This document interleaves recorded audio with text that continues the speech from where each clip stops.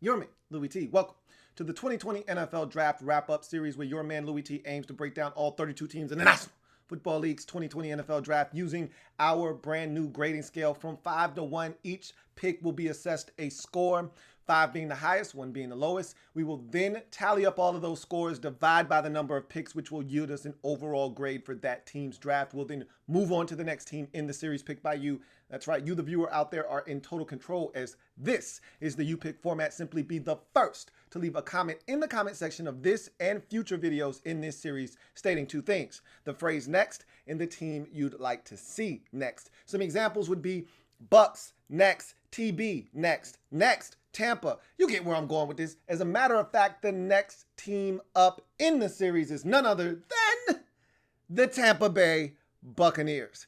And I can't think of a team that has given themselves more of a makeover than the Tampa Bay Buccaneers this offseason. Obviously, the big storyline here, bringing Tom Brady to town, arguably the GOAT, coming in and giving them a chance to win a Super Bowl championship within the next 2 seasons. And this is big time. And honestly, this is the opportunity the Bucs couldn't pass up. They get Gronk in this package as well. Brady was able to recruit him, bring him on board.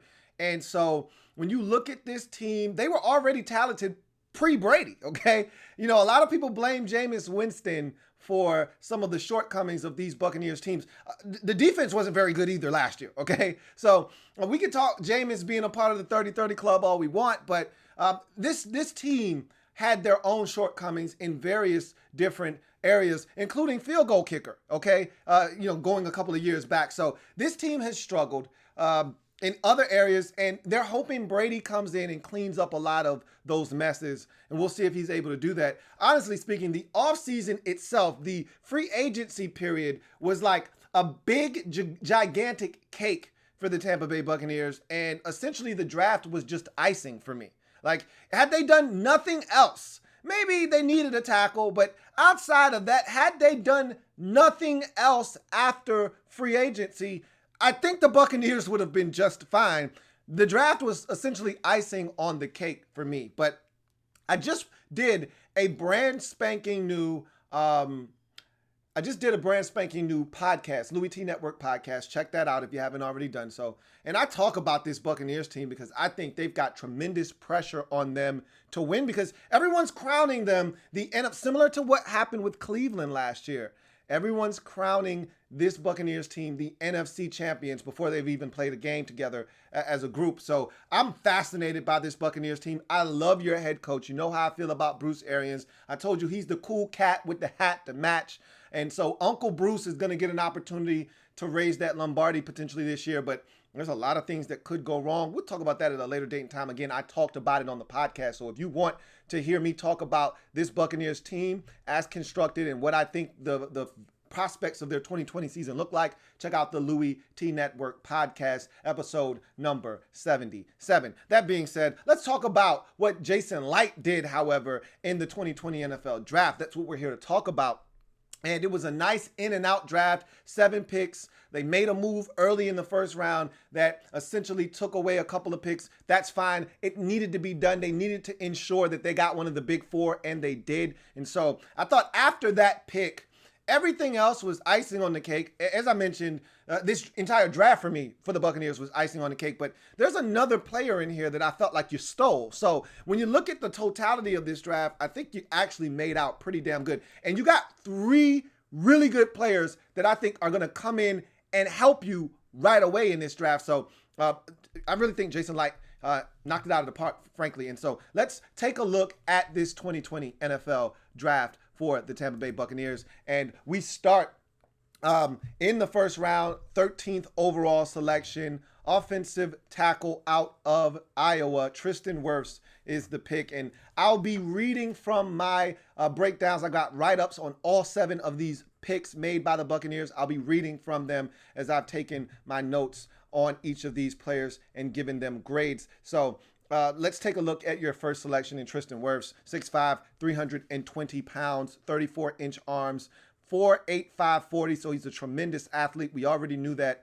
He continued to show us throughout this process, including the combine, that he was a tremendous athlete. 13 games, 13 starts in 2019, 10 of them at right tackle, the other 3 at left tackle. So he's a guy that gives you some flexibility right off the bat, able to play both left and right tackle. I think he's going to start his Buccaneers career, however, at right tackle, as you already have a left tackle in Donovan Smith. No matter how little you may think of Donovan Smith, he is a left tackle that is being paid good money. Don't see him going anywhere as of right now. So 35 career games, 33 career starts for Tristan Wirfs, 29 of them at right tackle, 4 at the left tackle position. So like I said, a little bit of versatility there, and I think he's going to start his career at the position he's probably most comfortable at anyhow, at the right tackle position. I had a second round grade on Tristan Wirfs. Now, hear me out. I knew he was going to go in the first round. I just strictly off of the tape, he was a second round tackle to me, but we all know this for a fact. If you are a premier left tackle or you have the makings of a premier left tackle, there's no way you're going in the second round. It just doesn't happen. It's just like the quarterback position. To me, the 2 positions in particular where talent just doesn't slide, it gets pushed up. Quarterback position and left tackle. Any other position, you can be really talented and fall to the second round or the third round, but not tackle. If you're a good left or right tackle, it doesn't matter. At this point in the NFL, left, right, it doesn't matter. You need both of them to be really good and rock solid. If you're any good at the tackle position, you're getting pushed up. And that's why you see 5 or 6 tackles go in the first 20 picks or so in the draft just about every year now, if they're good tackles. If teams feel like these guys have the ability to be Pro Bowl, All-Pro type tackles and centerpieces of their offensive line, they're going to take them early rather than later because they don't want to miss out. And I thought Tristan Wirfs was a great example of that. To me, of the big 4, and I had him as my number 4 overall tackle. He went 4th off the board. I actually thought he was going to go earlier than 4th. But I had him as my 4th tackle, so I thought he came off the board exactly where he was supposed to in terms of the big 4, because to me, if you're talking upside, he's got the second highest upside of any tackle in this draft. To me, I feel like I know what Andrew Thomas is, and I feel like I know who Jedrick Wills Jr. is. I think both of those guys are ready to go right out of the packaging, and they're going to come in and dominate right out of the gate. And my number 1 tackle is Mekhi Becton because he offers you the ability to get it done right out of the gate because of his size and his sheer length and ability. But also he's got tremendous upside because he's still kind of figuring out things as a tackle. And I felt the same way about Tristan Wirfs. It wasn't always clean for him on tape. It wasn't always the prettiest. It wasn't always aesthetically pleasing. But because of the athleticism and the sheer size that this guy has, you feel like he's going to figure it out eventually with more coaching, more experience. He's going to get it. And so I had my reservations about him, which is why I gave him a second round grade, but I knew he was going to go in the first round. So anyhow, strengths, his size, at 6'5", 320, that's the kind of frame you're looking for. Would evaluators, coaches, things of that nature prefer his arms to be a little bit longer? Sure, I don't care about that. If you get the job done with 34-inch arms, again, I'm not one of those people that obsess. Now, those numbers exist for a reason. They take arm length and measure them for a reason, all right? But I'm not one of those guys that harps on it unless I see it as a problem. And I really didn't see it as that big of a problem necessarily, but we'll talk about that. Freakish athleticism. I mean, he's a really tremendous athlete. This is a guy that was a multi-sport athlete in high school. This is a guy that was a state champ in the shot put, discus throw, and in wrestling. So that just goes to show you that this guy is super athletic. He's super gifted. Can do a multitude of things. And anybody that has a wrestling background as an offensive lineman, you're usually really intrigued by that because wrestling is the closest thing you get to fighting in the trenches. And so that's a really good sign too, is that this guy also wrestled in high school. So you like that as well. Fights to get to the backside cutoff. That's where that athleticism starts to shine. That and when he gets to the second level, this is a guy that has no problems moving and maneuvering around the football field, and getting to that backside cutoff is it's really tough for a lot of offensive tackles, guards, and the like. He's one of those guys that fights his ass off to get to that backside cutoff and usually does get the job done. Well-constructed frame. Man, he looks the part. I mean, there isn't a inch of or an ounce of fat out of place on this guy. Everything looks well proportioned. Everything looks like it's where it's supposed to be. Thick lower half, physically built top half. He just looks the part of a long time starting NFL tackle. He looks well constructed. Upper body strength. Again, he's a big, strong guy. And so that's something else you like when you watch Tristan Wirfs. Technique-wise, very clean and fluid. His kick slide is impeccable. And this is what you expect from Iowa offensive linemen. Iowa has this pedigree of coaching with the Ferentz guys over there, Kirk Ferentz and his brother both there, coaching up offensive linemen and tight ends, and those guys usually come into the league with the ability to block and get the job done. And so technique-wise, you feel like he gets it, and you're going to get a guy that is going to be fundamentally sound from that standpoint. A lot of workable traits with this guy. And I also throw in, has the Iowa coaching and mentality. Iowa football players tend to be a little bit tougher, rougher around the edges, and he's one of those guys that has that in him. But he's got a lot of workable traits, man. When it's all said and done, even if you don't love the tape, and I didn't always love his tape, which is why he was a second rounder for me, you still love all of the workable traits. And a lot of times with players, either you have certain things or you don't. Like, most guys aren't 320 pounds running a 4.85 40. And look, for an offensive lineman, that really doesn't matter. How often is he running 40 yards down the field? I understand that. All of that is showing is how athletically gifted he is and how he should be able to move in short bursts in tight, confined spaces. You hope that translates to explosion and quick twitch movements. And for him, it does. So there's a lot of workable traits here with an athletically gifted guy like Tristan Wirfs, with the frame and the body type that he has and the coaching that he's already been exposed to. There's a lot of things to work with here that you feel like this guy could turn into a stud at the next level. So you get to his weaknesses. Slow to react to ET games and flashes of color. Again, I think that's one of those things that with more experience, he'll get a little bit better at it. But right now, I didn't like how he reacted to flashes of color. As a tackle especially, you might be down blocking a guy because there's nobody to your outside, and then all of a sudden there's a slot corner blitz or a nickel corner blitz, or maybe the corner's coming all the way from the outside, or maybe a safety's walking his way down and kind of crept up a little bit, not close enough for you to pay attention to him, but close enough for him to strike off the edge. And all of a sudden, here comes a guy screaming off the edge. And if you don't react to that fast enough, your quarterback's a sitting duck. And so I just want to see him react to color a little bit more on these ET games. He's reacting too much to that first penetration of that defensive tackle stunting inside. And then there's that looper that comes around, and he's not coming back outside fast enough to put hands on that guy and at least delay him. And you really like him to just stonewall him, to be honest with you. But at least delay him, slow him up. The quarterback should be able to get rid of the football. Sometimes he's not even getting around to that guy. So I just think he reacts a little slow to color. That can be fixed, okay? That can be fixed. At times, can be displaced by a sturdy bull rush. That's when you see the arm length come into play. And again, I don't mention arm length very often. I'm not one of these guys that gets into the arm length and hand size and all of that nonsense. But at times, you do see it show up. And when a sturdy bull rush with a guy with long arms is presented in front of him, sometimes he can and will struggle with that. You'd like to see him be able to sit down and anchor against that. You'd like to see him get his hands on a guy and not allow him to push him around. But again, I think he'll get better at that. He'll get better with his punches and his technique in terms of hand placement and how to keep a guy at bay. Those things will come with more teaching and more experience.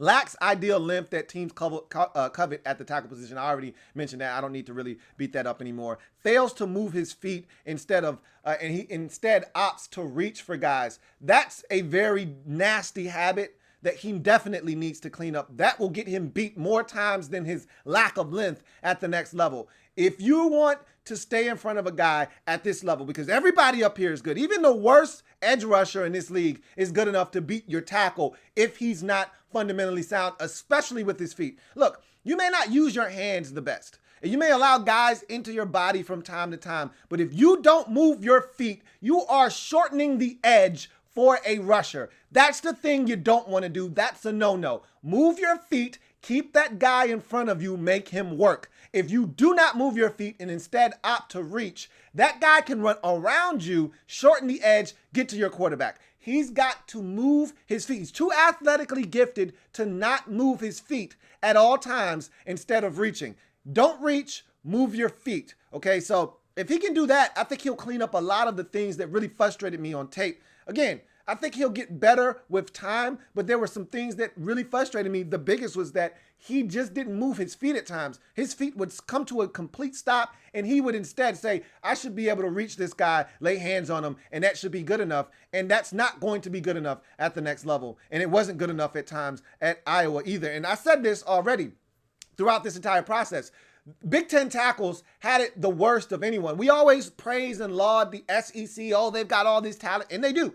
But for me, in terms of edge rushers, if you were a Big Ten tackle, you saw the most physically imposing and dominating edge rushers of any conference in college football. I mean, Chase Young, he saw A.J. Epineza in practice probably, even though A.J. played mostly on the opposite side. You know, when they flip sides, doesn't matter. Yetur Gross-Matos, all right, Zach Bond. These are all edge rushers out of the Big Ten. You got to see him against most of these guys. Josh Uche, all of these guys that were drafted in the NFL played in the Big Ten. So he got to see some extraordinary pass rushers, and he got some work against NFL caliber players. So I'm excited for this pick. It was really necessary, especially with Dotson not returning to the Buccaneers. You needed a right tackle, let's face it. And so you upgraded that position potentially here with Tristan Wirfs. First round, 13th overall selection, offensive tackle out of Iowa. Tristan Wirfs for me is a 5. This is a no-brainer. You had to have this guy. You traded up a spot just to ensure that you got your guy.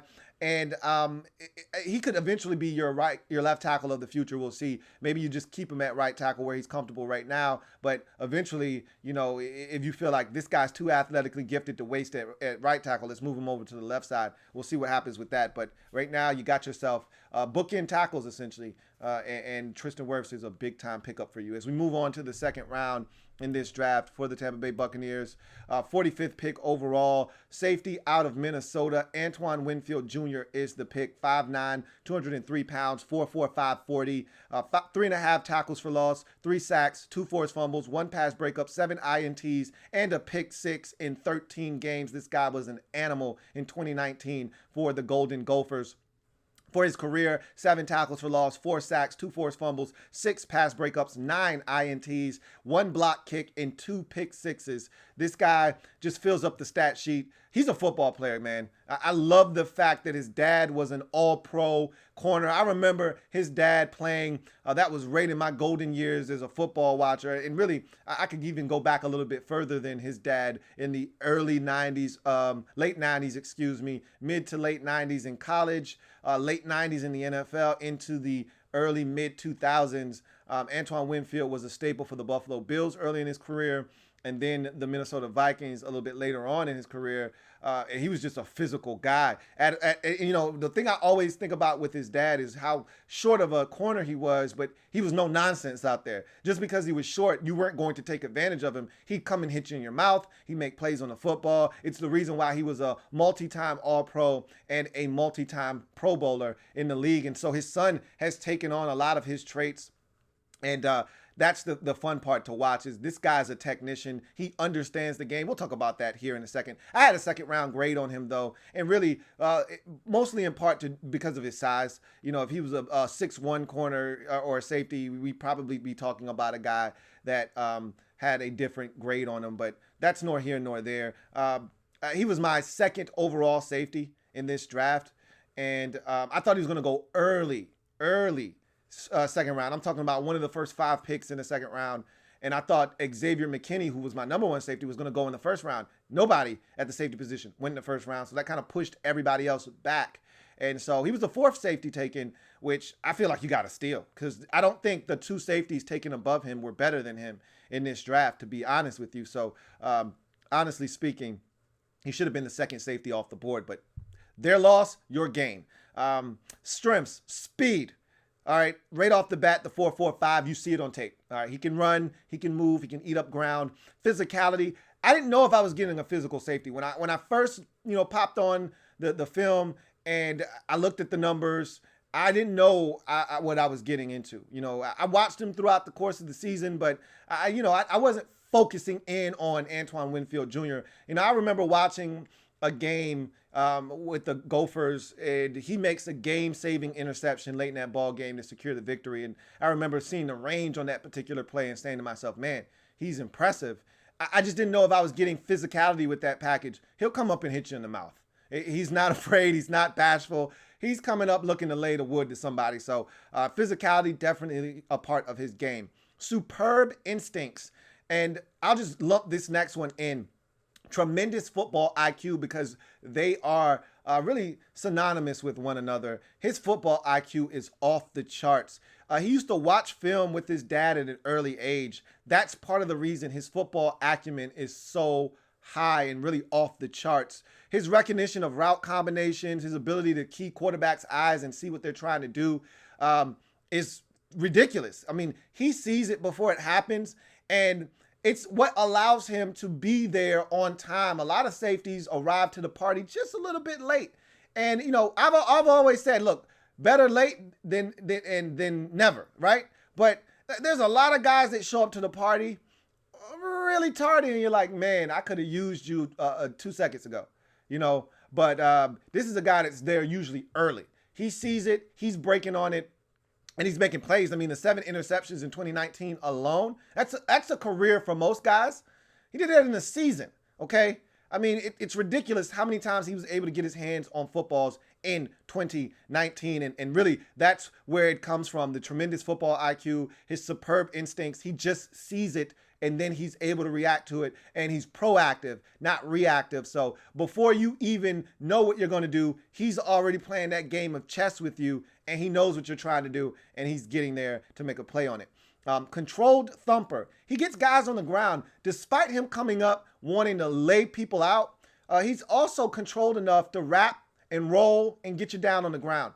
And there's something to be said about that. So many times you see safeties coming up to fill, and they're coming up very recklessly. They're OC, all right? And they come up and they just run by a guy. Or somebody sticks their foot in the ground, cuts back, and they fly by and they slide down. Or they go and they wrap a guy around the ankles, and that guy's able to run through that ankle tackle and keep it moving. He's one of those guys that's coming down to light you up. And worst case scenario, he's going to wrap and roll and get you on the ground. So I think he's a guy that gets the job done as a tackler as well. Outstanding ball tracking. I don't have to explain that to you. The guy has 7 interceptions. So whether he's in man or he's in zone, he's a single high free safety, whatever the case may be, he's a guy that has the ability to track the football in flight. And I think the Penn State game is a great example of that. Had 2 interceptions in a big game against Penn State at home, a game that a lot of people thought was going to thrust them into the conversation as a playoff team, but they ultimately lost to Iowa a little bit later in the season. But tremendous ball skills, tracking it in the air. You see it. Big-time ball production. Again, I don't have to explain that. 7 INTs, 9 for his career, 7 in 2019. Need I say more? Special teams value. This is a guy with a, kick return touchdown or a punt return touchdown under his belt. This is a guy that you could throw back on punt returns if need be. I don't know if you necessarily want to do that. You probably got enough guys on your team with enough speed that can field punts that you stick back there. But I mean, in a pinch, you need somebody to go back there, field punts, tremendous ball skills, got some speed. If you get him out in the open field, he can go. So just something that I'm mentioning as well. And also NFL bloodlines. Again, I talked about his dad and how good of a football player he was. And it obviously rubbed off on his son. So NFL bloodlines coursing through his veins. His dad was a Pro Bowl, all-pro corner for many years. Went to the Ohio State University. And so Antoine Winfield Jr. Carrying on the lineage at the next level. Weaknesses. His size and length. There's nothing he can do about it. He's 5'9". His dad was a short corner at like 5'8", 5'9". He's a shorter guy at 5'9". It is what it is. Doesn't have long arms like you would like to open up the tackle radius, or even if he's climbing a ladder. I remember having a conversation with one of my buddies. He's a huge Oakland Raiders fan. And I asked him about Carl Joseph, who I was madly in love with this game coming out of West Virginia. And I said, man, you guys didn't pick up the 5th-year option on Carl Joseph. what's the deal with that? And that was last year when we were having this conversation. And he said, look, I think Carl Joseph's a really good football player. He's just short, man. He's just short. And I said, well, what do you mean? Like, I get it. He's not the tallest guy. He's like, no, you don't understand. In this division, and he's a Raiders fan, so they play in the AFC West. He's like, in this division, you got Noah Fant, you got Kelsey, Travis Kelsey, you got Hunter Henry, you got big 6'5" tight ends, man, 6'6" dudes, and you got this 5'9", 5'10" safety running with them, and he's right there, but he can't jump with those guys. He's too small, and that's a problem. It's a real thing. Now if the ball is down where he can get to it, and he's got some leaping ability, but if the quarterback puts it up there, he may not be able to get there. It's a real thing. Okay. He's greedy at times.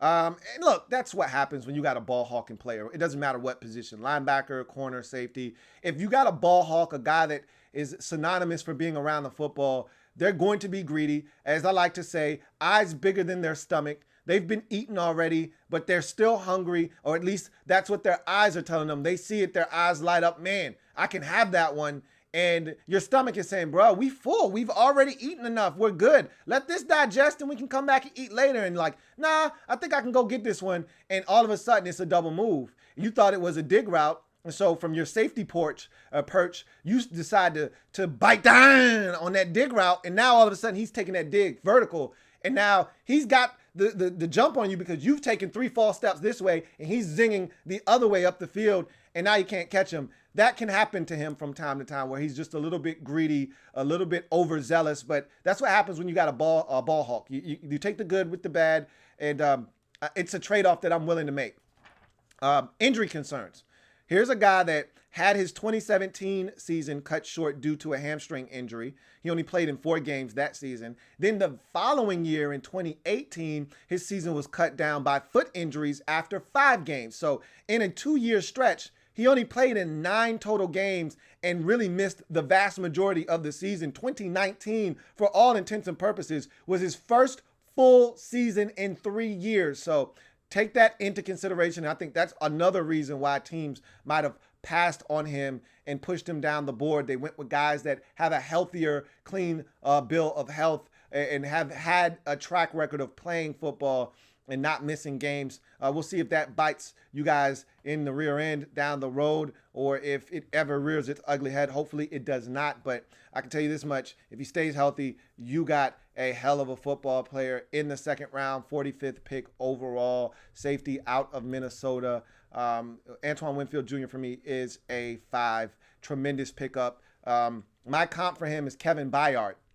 the safety out of Tennessee, who's taken the league by storm, was an all-pro just 2 years ago, had, I think he's only been in the league like 4 years or so, already has like 17 career interceptions or some crazy number like that. I mean, 1 year, I think he had, 8 or 9 picks, 7, 8, 9, somewhere in there picks. This guy's all over the football field. He's got a knack for being around the ball. He sees it before it happens and makes plays on the ball. I see Antoine Winfield being every bit as good as Kevin Byard has been to this point of his career. As we move forward to the next selection in this Buccaneers draft, in the 3rd round, 76th pick overall, running back out of Vanderbilt, Keyshawn Vaughn is the pick.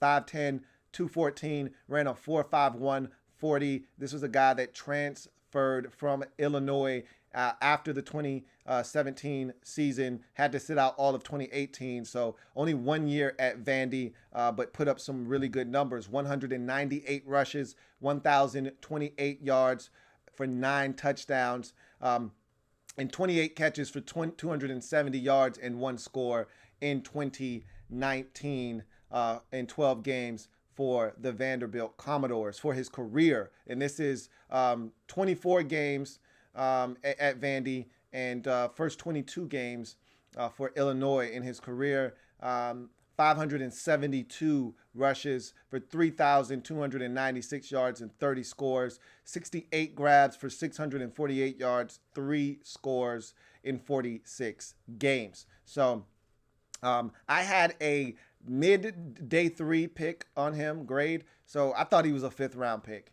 And I thought he went a lot sooner than I thought he should have gone. And to be honest with you, he was my 12th running back on the board. He was taken 7th. And look, you might have been looking for a specific profile of a back, a big physical bruiser, which Keyshawn Vaughn is. He's a physical guy, but could still run a little bit. That 4.51 tells you he can still run, even though he's a more physically imposing back.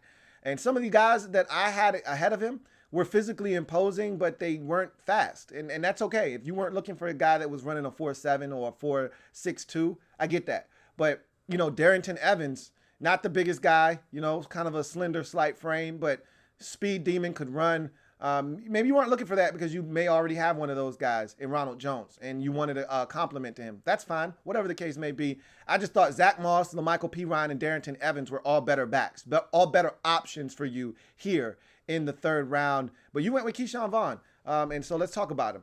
Good frame at 5'10", 214. That's a really good NFL frame. That's the going rate. When you see a running back in the NFL, that's essentially what you're looking for. That's the baseline. 5'10", right around 215. In the 5'9" or so, that's not going to kill you. That's where Mark Ingram is, right around that 5'8", 5'9" range. But 5'10" is that watermark. That's what you're kind of looking for. 215, that's right where you want your back to be. You'd love him to be 220, 225 and still be able to run a 4.51. But 215 is the baseline. Like, okay, we think you can carry the load at 215. Anything south of that, we're a little worried about.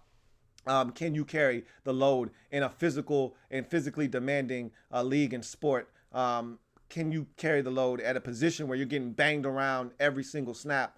That you got to be up there, and he's got a good frame. Acceleration. I remember when I first watched him, I was like, man, this guy's a lot faster than I thought he was going to be, because when I looked at him, he was a thick, solid guy, and I'm thinking not going to be the fastest guy in the world, but his acceleration was something that jumped out to me. His ability to go from 0 to 5th gear, it happened in a hurry, and he had some big games against some good teams like Georgia. And so he can run, man. He can definitely run. Got some acceleration. Forward lean. He's one of those guys that battles through contact, gets yards after contact. That was the next strength. So we'll just kind of lump that in here. Always falling forward. When you hit him, it rarely does this guy go backwards.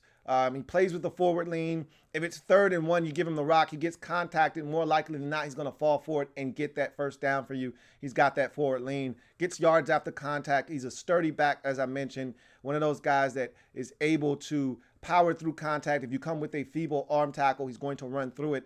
Doesn't necessarily have the greatest contact balance, but he does get yards after contact. Physicality, that's his calling card. He runs the ball extremely hard.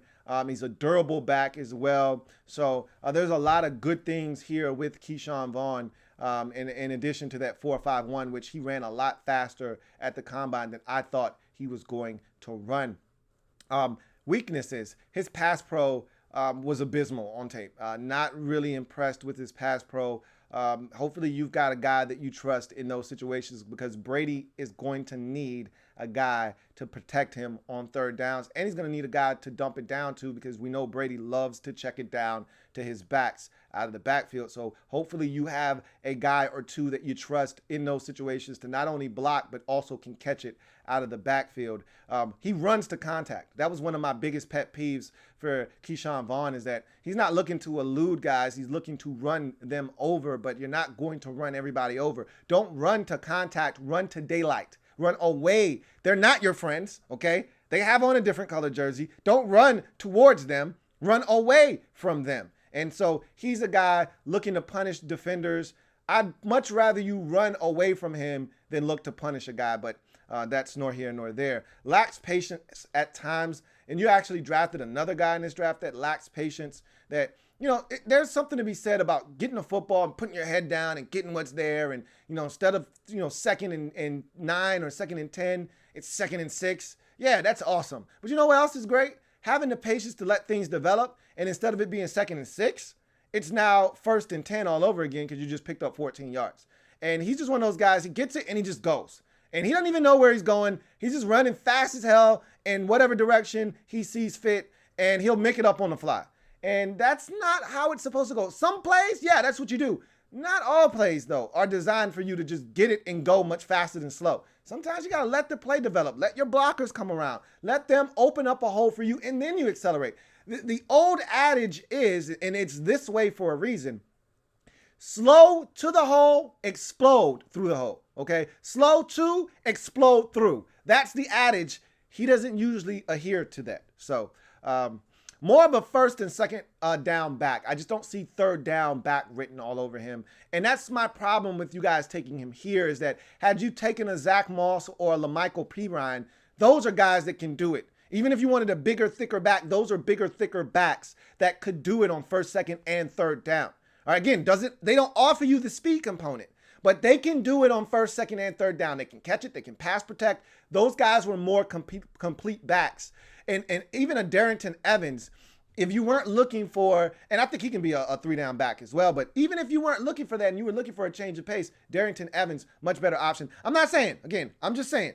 I'm saying. I just think he's more of a first or second down back, excuse me. I just don't see him offering you much value on third downs. And it doesn't make many second-level defenders miss. Again, I told you he runs to contact. He's not running away from defenders. He's running towards them. It's almost like they have a magnet, and it attracts his magnet, and thus he can't help himself but to run towards defenders. He doesn't have any wiggles, not breaking anybody off. That's not his game. So that's something else there. And just something else on the Carfax, something else that you should know. 7 career fumbles. All right. 2 of them lost in his career. He had 15 in 2015. He had 3 in 2016. And he had 2 in 2019. So just a little something for you to know that this is a guy that doesn't mind putting the ball on the carpet either. So that's something to keep in mind. But my comp for him is Chris Ivory, which isn't a bad comp. Chris Ivory was one of my most underrated backs for several years in the league. But at the end of the day, I thought you could have done better. Where you were drafting, the kind of back that you were looking for, there were guys on the board that I thought could have provided you a little bit more value than what you got here. So I'm not going to kill you because I think he's a good football player. I just don't think it was the best you could have gotten. Best bang for your buck here. And so in the third round, 76th pick overall, running back out of Vanderbilt, Keyshawn Vaughn for me is a 3. You could have gotten a 4 here had you taken a back that gave you a little bit more value at this pick. Instead, you take Keyshawn Vaughn. We'll see how that turns out for you. As we go to the next selection in this draft for the Buccaneers, 5th round, 161st pick overall, wide receiver out of Minnesota. Tyler Johnson is the pick, 6'1", 206 pounds. Did not have a 40 on record, but watching him on tape, 4.53 to 4.58. He's somewhere in that neighborhood for me. And so that's plenty fast for a guy his size. 86 grabs for 1,318 yards and 13 scores in 13 games for the Minnesota Golden Gophers. In his career, 213 grabs for 3,305 yards and 33 scores in 49 games. I had a mid to late day 2 grade on him, so somewhere in the second, but more likely than not, I had him going in the 3rd round. I thought he was a 3rd round pick in this draft. You get him all the way in the 5th round, so you know that I feel like this is tremendous value. I had him as my number 14 wide receiver in this draft. He was the 19th receiver taken in this draft. So again, I thought you got tremendous value. And you know, it's funny that you see this quite often. A team takes a player early in the draft from a school, and then they double back and get another player from that school. I don't know if there's anything to that or not, but you do it here. 2nd round pick, Antoine Winfield Jr. out of Minnesota. You double back, get the receiver, the best receiver on that team as well out of Minnesota.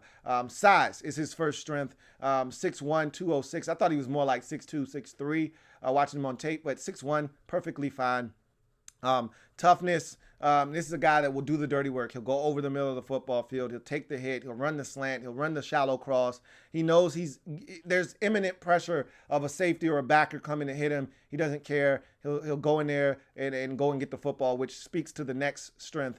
Catching traffic. He is a guy that you can zing it to on 3rd and 6th. Now, there were some big-time drops on tape. We'll talk about those, but I'm not going to kill him for that because there were more big-time catches than there were drops on tape with him. but he can definitely catch it in traffic. 3rd and 6, Brady needs to get it to somebody. Obviously, he'll have options and guys that he'll probably trust more than a rookie in Tyler Johnson. But look, if those guys are covered, Tyler Johnson isn't a bad 3rd option to get the football to. That's for damn sure. Better than most teams' 3rd option. I can tell you that right now. Hands. Outstanding hands. He plucks the football out of the air more times than not. So you don't have to worry about this guy and his ability to catch the football with his hands. Versatility. He can play outside or in the slot. I think where he may be at his best at the next level is in the slot, actually. And we're seeing the comeback of the big slot receiver. For years, teams were looking for the smaller jitterbug slot guy that can get open. Hell, Brady throughout his career have played with some of the best small slot receivers we've seen in NFL history, whether you're talking Wes Welker or you're talking Danny Amendola, or hell, even Julian Edelman has been in the slot quite a bit for Brady throughout his career. What might be refreshing for Brady is to get a bigger slot receiver. And if this guy can win, then Brady will love it because it's a bigger target for him to get the football to over the middle of the field or even running outbreaking routes. Production. I mean, this guy put up massive numbers while at Minnesota. I mean, the 86 grabs for over 1,300 yards and 13 scores in 13 games. You're talking about a touchdown a game, essentially. That's big-time numbers in a big-time conference in the Big Ten. But, his career numbers are huge. 86 grabs in 19, but you're talking about over 200 catches for a career. That's big-time production for a Tyler Johnson. So you're hoping that translates and transfers over to the National Football League. Weaknesses. His speed. He didn't run a 40 at the combine. Anytime a guy doesn't run a 40, and he seemed relatively healthy to me. Maybe he was nursing something. I don't know. But he did all the other on-field drills. He just didn't go through the 40, which tells me you're probably hiding from me, which is fine. He's not a speed demon. That's not his thing. Okay, he's not. He got behind defenses at Minnesota, but he's probably more like a 4.55 guy, and that's okay. 4.56, that's fine. I'm okay with that. You didn't have to hide from me, but he decided to. Gophers use stack releases and motion to avoid press? ? That was a question I was asking. Did the Gophers use stack releases and motion to avoid press coverage with him? Did they know something that we didn't know? Because a lot of times when you saw this guy, he was in a stack formation or he was moving in motion. And when if you go in motion or if you're in a stack release, you can't get a jam on a guy. You got to give him a free release, because if you decide you want to press, all of a sudden now you cause all this confusion. And now all of a sudden there's this big cluster and now guys are running free, and you're setting a natural pick for your own defenders. You're setting a pick for them if you don't back up and allow them to come off the line of scrimmage. So did the Gophers do that on purpose because they knew Tyler Johnson didn't handle, press very well? I don't know. We'll see. Leaves a lot to be desired as a blocker. He's one of those guys that if he doesn't have to, he's not going to. I'd like to see him work for his food a little bit more, but he got fed quite a bit at Minnesota, and I guess they didn't really care about him not blocking because he didn't really help in the run game all that much. When one-on-one, can he consistently win and separate at the next level? That's a real question. Can he separate consistently against tight, sticky man-to-man? We'll see. I think that's a question. But guess what? On the team that he's going to be playing on, he's not the first option. He's not the second option.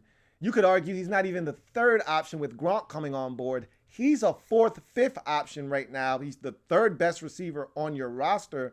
And Scotty Miller might be saying, hey, what about me? Don't do that to me. But he's better than Scotty Miller. Look, man, he's going to see the third best, possibly the fourth best corner on most teams, most weeks. He should be able to win against that guy one-on-one. So I feel really confident in being where he got taken. I think it's even better for him. Had he gone to a team where they only had a number one and didn't have a clear number two receiver, and he was going to see the second best corner on the opposition's team, maybe he's not able to separate from that guy. But once you start getting to the third and the fourth corner on that team, he should be able to separate from that guy. So I feel really good about where Tyler Johnson is right now, with Mikey on one side and on the other side, Godwin. He's in a really good spot, man. This is on the Carfax. I just felt like bringing this up. It's in my notes, so I just thought you'd like to know this. Against Iowa, I talked about them losing to Iowa and really deflating any hopes of them playing in the Big Ten championship and having a chance to make it to the postseason. He had some really good, tough, contested catches in that game, but he dropped a crucial 4th and 4, down 20-13 in the red zone. They went for it on 4th down. He's open on the slant, and he drops it. Don't do that. But outside of that, he caught just about every goddamn thing in that game. He was huge, but they did lose that football game. Anyhow, 5th round, 161st pick overall, wide receiver out of Minnesota. Tyler Johnson for me is a 4. You guys got to steal in the 5th round. This guy had no business getting past the 4th round at worst. For him to be sitting here in the 5th round, I think you did a great job of snatching up. You didn't really need a receiver, but you know what you said? This is too much value to pass up. Why is this guy even still here? You snatched him up. My comp for him is Tyler Boyd, who has established himself as a legitimate number 2 in this league. And if Tyler Johnson can do that and solidify himself as a legitimate second option in this league, that's a win in the 5th round, guys, okay? That's a humongous win, and I think you might have gotten that with this selection as we move on to the next pick in this draft for the Tampa Bay Buccaneers. 6th round, 194th pick overall, defensive lineman out of Nebraska, Khalil Davis is the pick, 6'1", 308, 31.5-inch arms, 4'7", 540, so that tells you he's a tremendous athlete. 11 tackles for loss, 8 sacks, no forced fumbles, 1 pass breakup in 11 games for the Cornhuskers in 2019 for his career. 23.5 tackles for loss, 13 sacks, 2 forced fumbles, 2 pass breakups in 47 games. He has a twin brother named Carlos Davis, and his brother was born, I think, 5 minutes before him. So I think he's the younger of the two. He's the better of the two. That's all you need to care and need to know about, and all you should care about is he's the better of the 2 Davis twins. I'll give you my comp for him. I had a 6th or 7th round grade on him, so that's where you took him.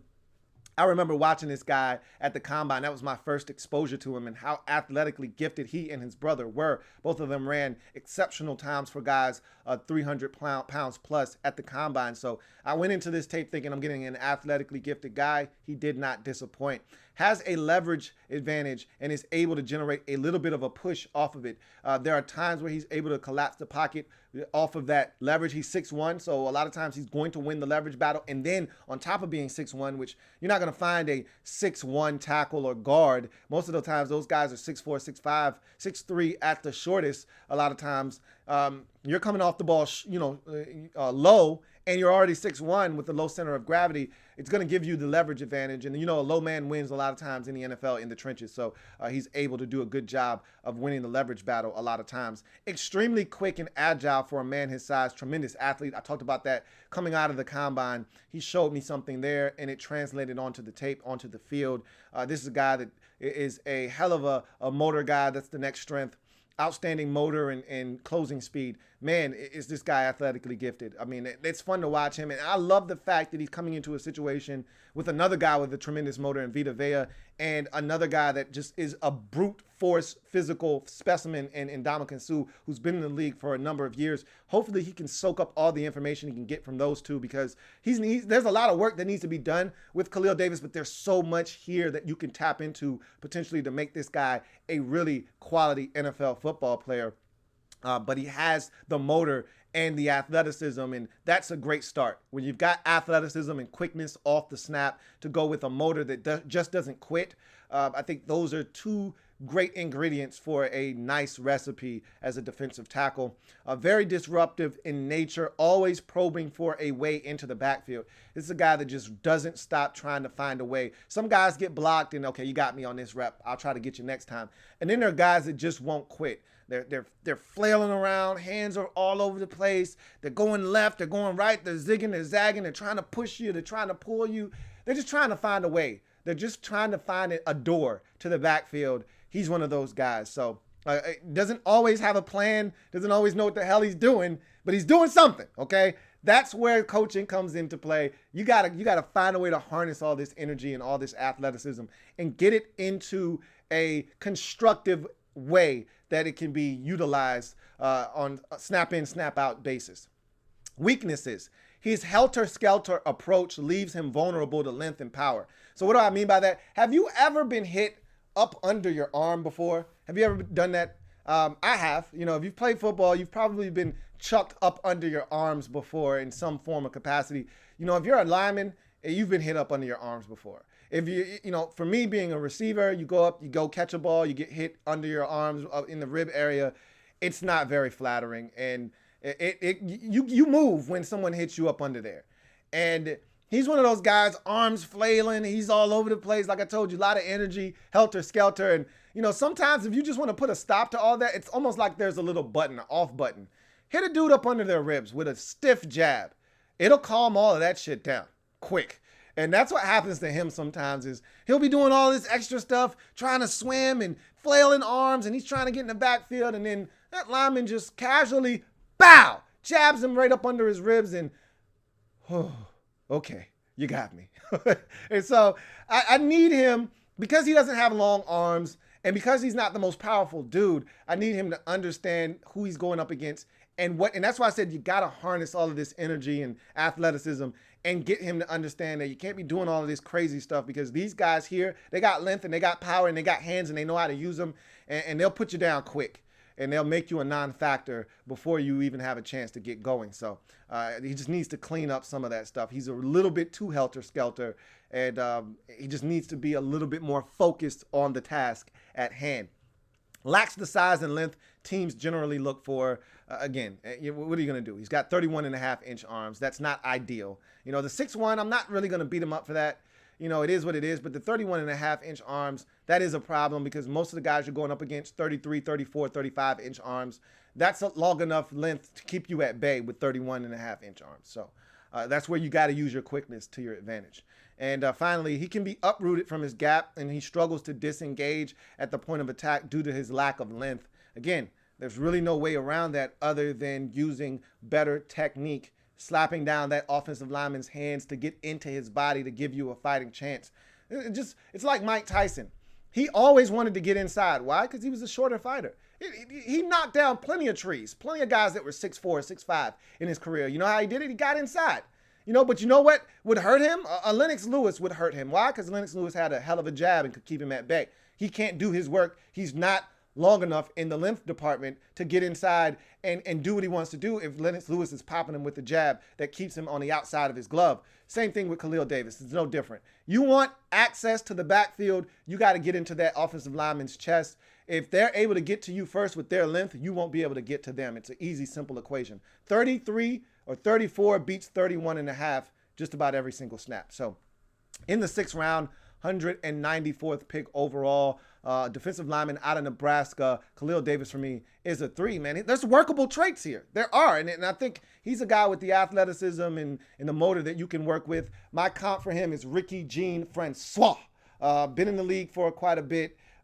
Played, you might have even seen him in Tampa. He's been around the block a couple of times. And so really solid football player, was one of those instant penetrators, but he'd also run himself right out of the gap. And Khalil Davis has that kind of ability to run himself right out of the play as well if he's not careful. As we get to the next selection in this draft for the Tampa Bay Buccaneers, 7th round, 241st pick overall, linebacker out of Temple, Chappell Russell is the pick. Chappell Russell, 6'2", 236, 32-inch arms, ran a 4.69 40 at Temple. Had a single-digit number. You know what that means. He was labeled as being Temple tough, only given to a select few. He was one of those guys. All 3 of their linebackers at Temple this year, 2 of which were drafted in the NFL this year, had single-digit numbers. So he was a guy that was definitely respected for his toughness, and you'll find out why here in a second if you don't already know. 9 tackles for loss,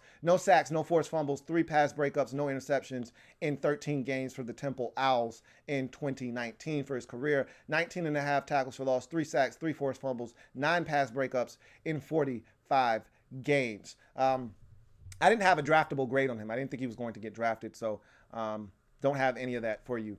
His strengths: solid athlete. He moves around a lot better than a guy that runs a 4.69. I actually, had I not known his 40 time, I would have said, man, he's probably like a 4.59 to 4.61 guy, somewhere in there. I didn't see 4.69, almost 4.7.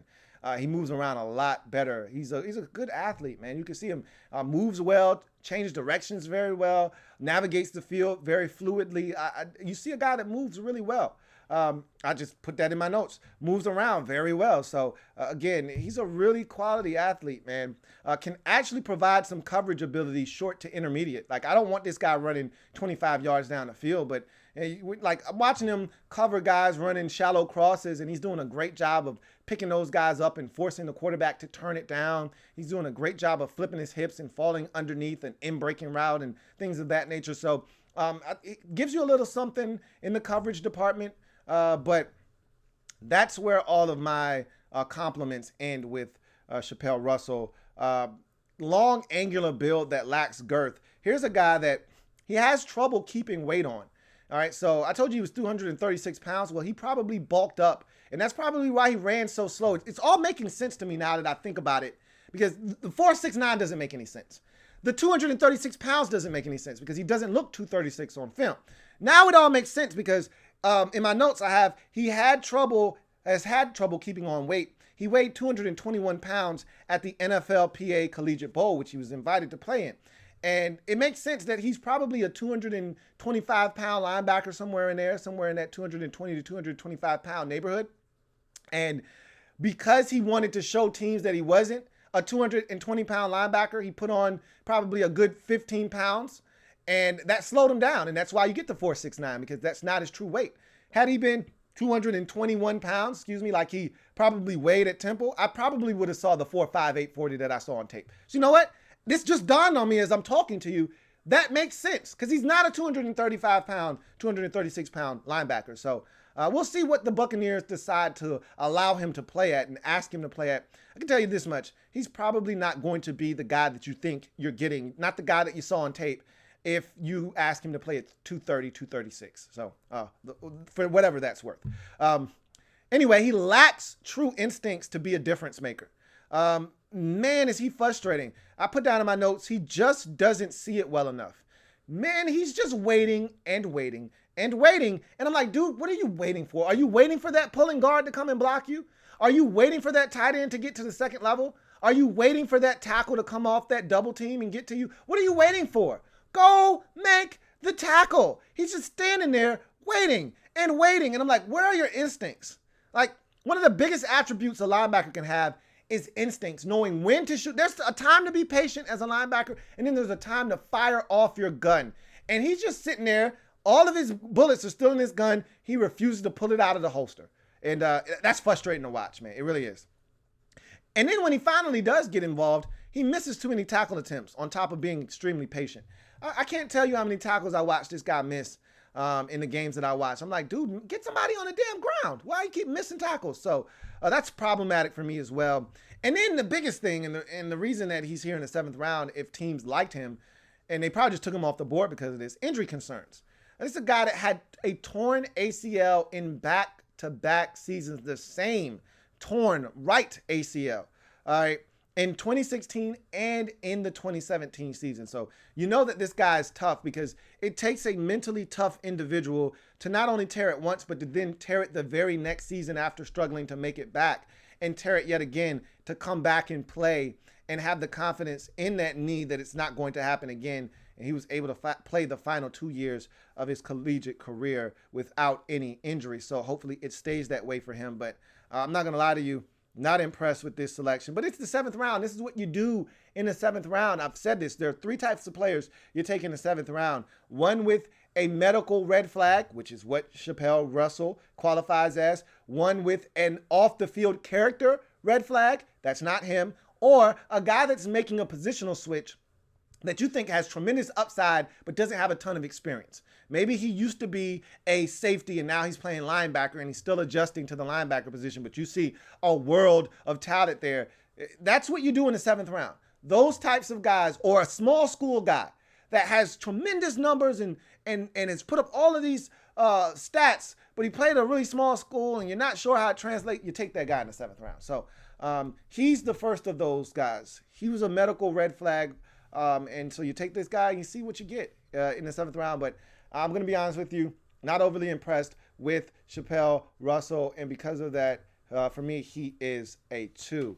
As we wrap up this Buccaneers draft here in the 7th round, 245th pick overall, running back out of Louisiana Lafayette, Raymond Calais is the pick. 5'8", $188, ran a 4.42 40. This guy can scoop, and that's his thing, and that's what he brings to the table. 117 rushes for 886 yards and 6 scores to go along with 10 catches for 67 yards and a touch, and 19 kick returns for 541 yards and no scores in 2019 in 13 games. For his career, 236 rushes for 1,845 yards and 15 scores. For his receiving total, 17 catches, 145 yards and 1 score, and kick returns, 98 kick returns for 2,477 yards and 2 scores in his career. Had a 6th or 7th round grade on Raymond Calais.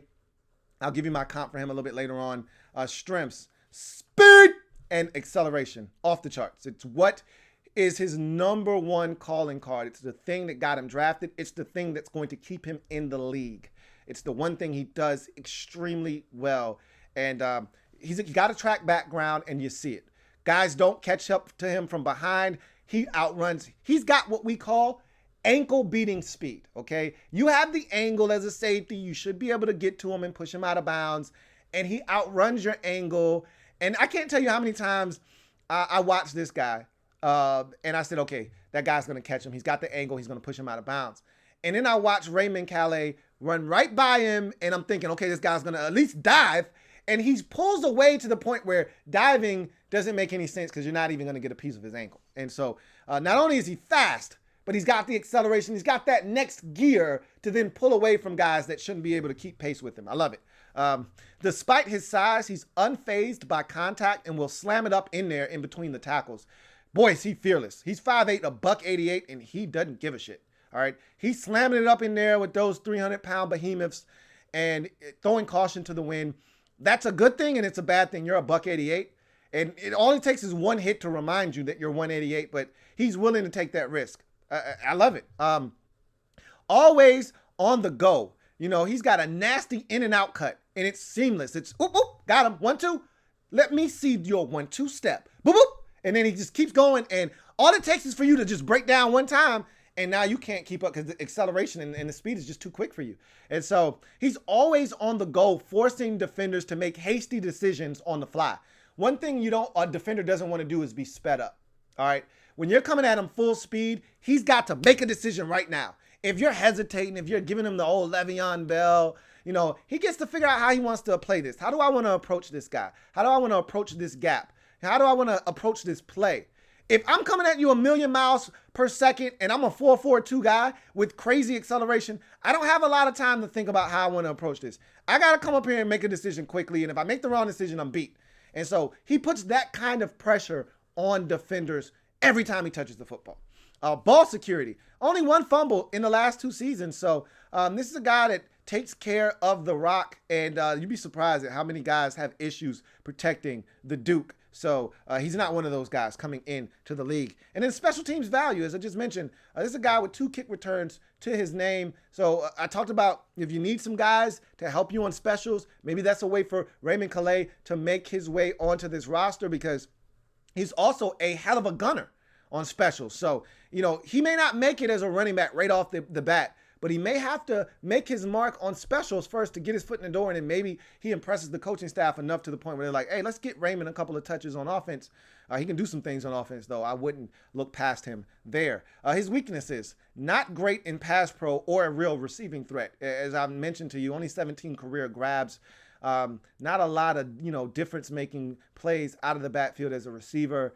And he's so small. I don't always hold that against some guy. I know some guys that are a $190 that'll put it to you in the passing game. He's not one of them, though. So I don't know if he's really what you're looking for in a third down back. And that's disappointing because that's going to be the way that he's able to get on the field. But we shall see.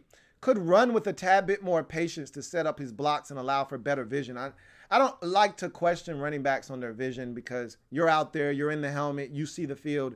you do what you think you need to do to make the most out of that particular carry. But there are times where his lack of patience, his hastiness to attack the hole or to attack the line of scrimmage doesn't allow him to allow his blockers. And I talked about that with your first running back that you took in this draft, and Keyshawn Vaughn, being so aggressive to attack the line of scrimmage that he doesn't allow blockers to set things up for him to maximize his runs. Raymond Calais is even worse than Keyshawn Vaughn because his fast is much faster than Keyshawn Vaughn's fast. It's a different fast. So he's attacking the line of scrimmage even faster, and blockers aren't getting a chance to do their job. And what that sets up is a situation where he's got to make guys miss, and that's really not what he does best. So if it's not a big gaping hole that he can attack with veracity and turn it on and run past guys, then usually he gets tackled because he's too hasty. He's running too fast towards the line of scrimmage. Instead of pressing it and allowing something to develop and then sticking his foot in the ground and going, he's just going. And there are times where I'm like, dude, there was a beautiful cutback lane. Had you just been a little bit more patient, you should be looking to bounce things to the outside because that's where you're going to outrun guys. That's where they're going to feel your speed. And he's so fast. He's so quick to try to get to the line of scrimmage that he just doesn't allow himself to see that cutback lane and be able to take advantage of it and exploit it. Semi-tight hips, which limits his make you miss in space. Also, he's just moving too fast a lot of times. And I've kind of laid that out for you, that he just is moving at warp speed sometimes, almost to his detriment. And at the end of the day, he's got tight hips, somewhat tight hips. It doesn't restrict his 1-2 step, but it doesn't allow for him to, juke anybody or spin or anything nasty like that. So generally, if he's not outrunning you, he's probably not going to make anybody miss. So anyway, my comp for him is Donnell Pumphrey. If you remember Donnell Pumphrey from San Diego State, the college football all-time leading rusher, lit it up in college, got drafted by the Eagles, and he got hurt and really never saw the light of day, and currently isn't in the league anymore. Let's hope Raymond Calais' career is much better than that of Donnell Pumphrey, but he reminds me a lot of Donnell Pumphrey because Donnell came into the league with special teams ability. Donnell came into the league with the ability to hit the home run, but Donnell didn't really help you on third downs, catching the football, nor pass protecting. So a lot of the similarities between those two. Let's see if he can help this football team. I think he can. I like his talent in the 7th round, 245th pick overall running back out of Louisiana Lafayette. Raymond Calais for me is a 3 to wrap up this Buccaneers draft. As we get to your final score, I thought it was a good draft by Jason Light and company. As I mentioned, this was the icing on the cake. All right, your offseason was already luxurious enough, and this was just extra. All right, and so I thought you did a good job, though. You got 3 guys that I think can contribute right away. Your first 2 selections in Tristan Wirfs and Antoine Winfield Jr., I think they come in and immediately have an impact, especially Antoine Winfield in an aggressive defense headed up by Todd Bowles, where the secondary has a lot of pressure put on them. Antoine Winfield is a guy that is going to be money for him. And then I think you can actually get something out of Tyler Johnson in year 1 as well, and maybe even Keyshawn Vaughn. So I thought this is a really impactful draft that nets you a 3.57, which amounts to an overall B in this draft for the Tampa Bay Buccaneers. It was a good haul, and I'm looking forward to seeing how they are able to put all of this together and how quickly they can mesh in Tampa and try to turn that program around. That's going to do it for me, your man Louie T. As I mentioned at the top of this program, check out the newest installment of the Louie T Network podcast, available wherever podcasts are available. You'll find the Louie T Network podcast. Also, make sure you like this video, subscribe to the Louie T Network for more great content, and also turn on that notification bell if you haven't already done so you don't miss a thing and you stay abreast of what's going on here on the Louie T Network. Speaking of which, another way to stay abreast of what's going on is to follow me on socials, on Twitter, at Louie T Network is the Twitter handle, and on IG, Louie T Network _ is where you can find me. I'm your man Louie T, signing off. Remember, if it's not your man T, it's not, I repeat, not the best NFL coverage it could be. Until next time, you guys stay safe out there. A lot of nonsense going on, man, including, COVID-19 is still going on in case you forgot. All right, take care of yourself. We'll reconvene at a later date and time. You guys, take care. Louie T Network.